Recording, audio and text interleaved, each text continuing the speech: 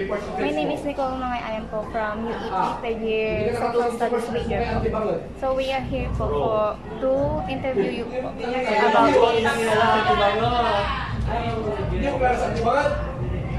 about this topic. Okay.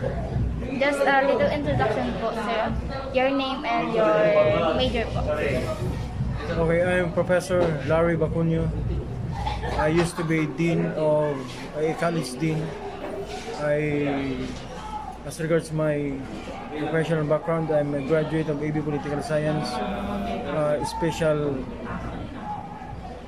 program in education. I finished education course, Master in Public Administration, Master in Education, major in Curriculum Instruction, Bachelor of Law. I also studied philosophy, anthropology, economics, psychology. I teach criminology, I teach criminal law, I teach law, legal management, anthropology, sociology, all those social sciences. I've been in the academy for the last 25 years.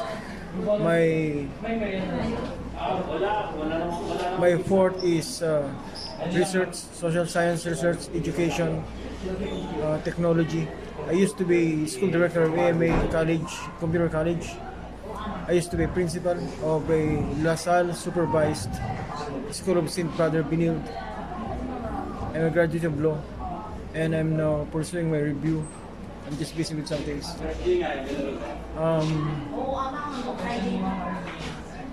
What else? What else do you want to know? That's all, sir. Just simple introduction. So let's start with the first question po. What are the prime consideration must be made by a social studies major teacher before he present a new topic or discussion with his students?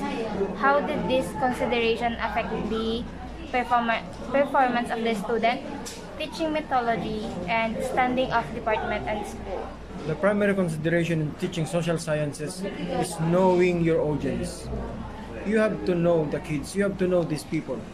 They may be from varied backgrounds with varied opinions. So knowing the audience would help you craft the content, adapt a method, and perfect your presentation.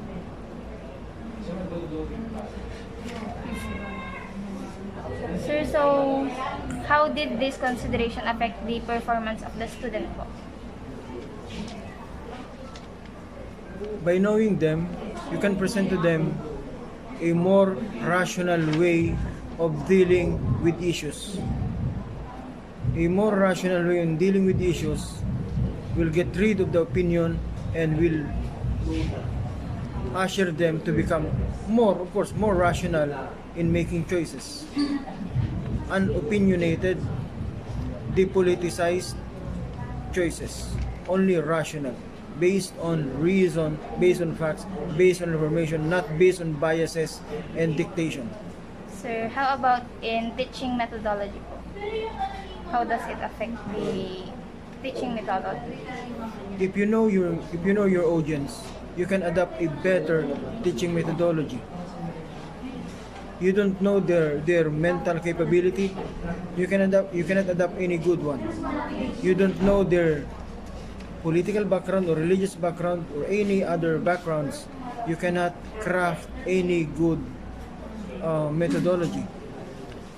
I don't believe on any specific methodology to be adapted. I believe in the outcome.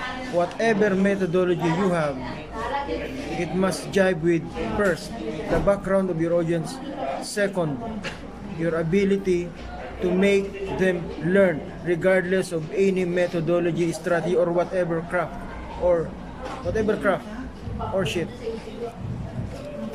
Sir, how about in standing of the department and the school? What do you mean by that? How did this consideration affect the standing of the department and school? Knowing your audience, adapting a good methodology will result to better performance. Good performance from the students will reflect the performance of the department. poor students, highly opinionated student, you can get any rational basis for measuring their capability. So let's proceed po in question number 2. Based from empirical point of view, what is... Based on. Yes po. Based from No, empirical... it's based on, not from. Sorry, sir. So, based on empirical point of view, what instructional materials works best in teaching araling panlipunan? How does it implicate the learning assessment of every learner? We're talking about materials. Yes.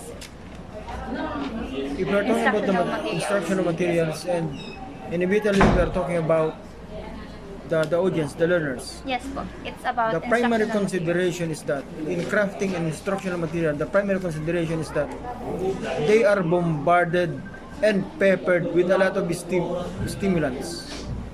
Media, social media, those cyber those opinions, there is no mainstream anymore. Each one is a working media, and each one is a learning source. So they have a lot of sources to learn. The material that should be adapted should likewise stimulate not only the five senses, just like the media is doing, but also their instinctive capability, but also their affective side, their rationality. Well, a lot of things, they can get a lot of things from different modes and media, but if they learn from you how to look intuitively and how to meditate over and rethink on things, that would be better. That is not taught outside the school. If that could be learned from you, learning from the inner self, learning from meditating, learning from deep thinking, not TikTok learning, not Facebook learning, not all other learning that you have out there, not all those trash, not all those shits. They learn better. Sir, let's proceed in the question number 3. What preparations must be made to execute a crafted instructional materials in Araling Panlipunan with high efficiency and effectivity on its possible results? Come again? What preparations must be made to execute a crafted instructional materials in Araling Panlipunan with high efficiency and effectivity on its possible results? Okay, that's a long question. Yes, sir. Answer, one word. Rubrics.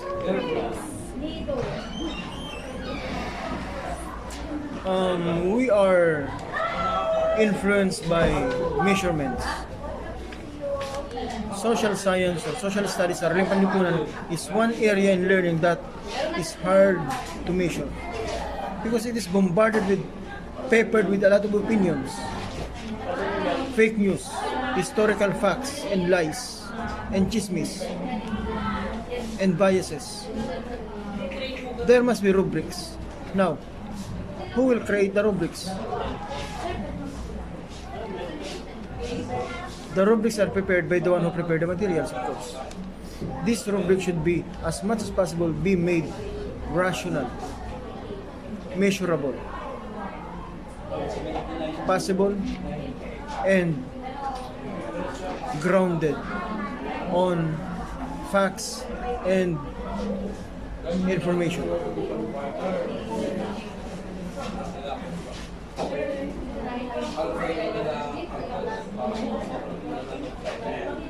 Sir, the last question is, what do you think are the teaching and learning needs that a school must provide to carry out an optimal learning experience among all its stakeholders?